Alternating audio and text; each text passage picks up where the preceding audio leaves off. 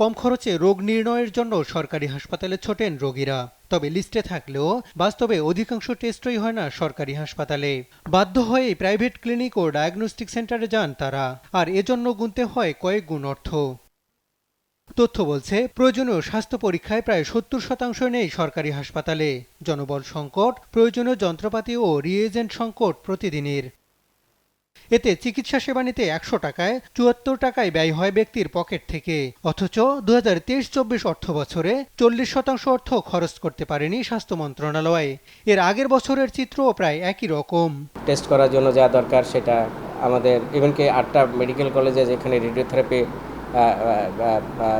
Radio therapy department আছে, সেই জায়গাগুলো কিন্তু আমাদের এই মেশিনগুলো নয়, আমাদের ন্যাশনাল ক্যান্সার ইনস্টিটিউটের উপর নির্ভর করতে হচ্ছে। সেখানেও যে পর্যাপ্ত ল্যাবরেটরি ফ্যাসিলিটিস আছে সেটা নাই, রোগীকে অপেক্ষা করতে হয়, এবং অপেক্ষা করতে গিয়ে যারা ঢাকার বাইরে থেকে আসে তাদের তো হসপিটালে থাকার জায়গা সুযোগ হয় না, তখন তারা বাইরে ভাড়া করে থাকতে হচ্ছে এবং সেটার জন্য প্রচুর পকেট থেকে যেতে হচ্ছে। তাহলে এই জায়গাগুলোতে আমরা এই জায়গাগুলোতে ইনভেস্টমেন্ট করতে পারতাম, যে আমাদের ল্যাবরেটরি ফ্যাসিলিটিজ, আমাদের যে জায়গাগুলোতে ঘাটতি আছে এবং যে হিউম্যান রিসোর্সের যে ঘাটতিগুলো আছে, রিএজেন্টের যে ঘাটতিগুলো আছে, সেই জায়গাগুলো যদি আমরা করতে পারতাম তাহলে তো আমাদের একদিকে বাজেটও বাড়তো, মানুষ সুবিধাটাও পাতো।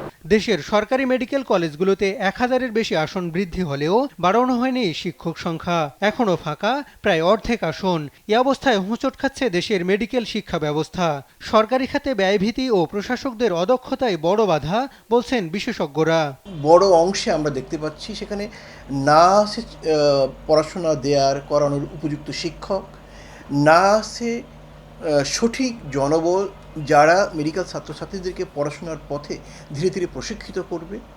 শুধু মেডিকেল কলেজ তৈরি করে এরকমভাবে শুধু নামে মাত্র পড়াশোনা করে চিকিৎসক তৈরি করা উচিত না। বর্তমানে মানুষের মৃত্যুর ৭০% হচ্ছে ক্যান্সার, হৃদরোগ, ডায়াবেটিসের মতো অসংক্রামক রোগে। এসব রোগের দীর্ঘমেয়াদী চিকিৎসায় দারিদ্র্যসীমার নিচে নেমে যাচ্ছে অধিকাংশ পরিবার। ক্যান্সার চিকিৎসার মতো খরচ যোগানোর মতো অবস্থা ৯০% নাই আমাদের দেশের মানুষের। আবার বড় বড় হাসপাতাল যেগুলি হচ্ছে একদম 5 স্টার হোটেলের মতো বা ওইরকম কর্পোরেট হাসপাতাল, সেগুলিতে ৫% বেশি মানুষ এই হাসপাতালগুলোতে চিকিৎসা নেওয়া তাদের সামর্থ্য নাই। হিউম্যান অ্যাসেট, এরা তো লাইবিলিটি না, এটা অ্যাসেট হিসাবে তো সে যদি সুস্থ মানুষ হিসাবে জীবিত থাকে তখন সে যে কাজ করবে দেশের জন্য, ডেভেলপমেন্টের জন্য অংশগ্রহণ করবে ডেভেলপমেন্ট অ্যাক্টিভিটিতে, সেক্ষেত্রে তার যে সেই কন্ট্রিবিউশন দেশের উন্নতিতে কাজে লাগবে। সুতরাং তার স্বাস্থ্য যদি ঠিক না থাকে তাহলে কিন্তু আপনি ইউ আর নো হোয়ার।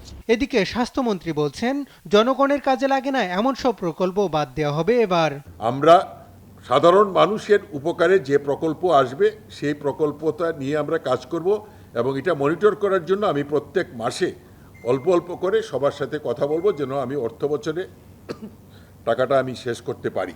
বিশেষজ্ঞরা বলছেন, কোনো বড় প্রকল্প হাতে নিলে সেখানে ভাগ বসান প্রভাবশালীরা, তৈরি হয় বড় দুর্নীতির সুযোগ, আর এজন্যই বড় অঙ্কের প্রকল্প নিতে ভয় পান হাসপাতাল পরিচালকরা। হাসান মাহমুদ, দেশ টিভি, ঢাকা।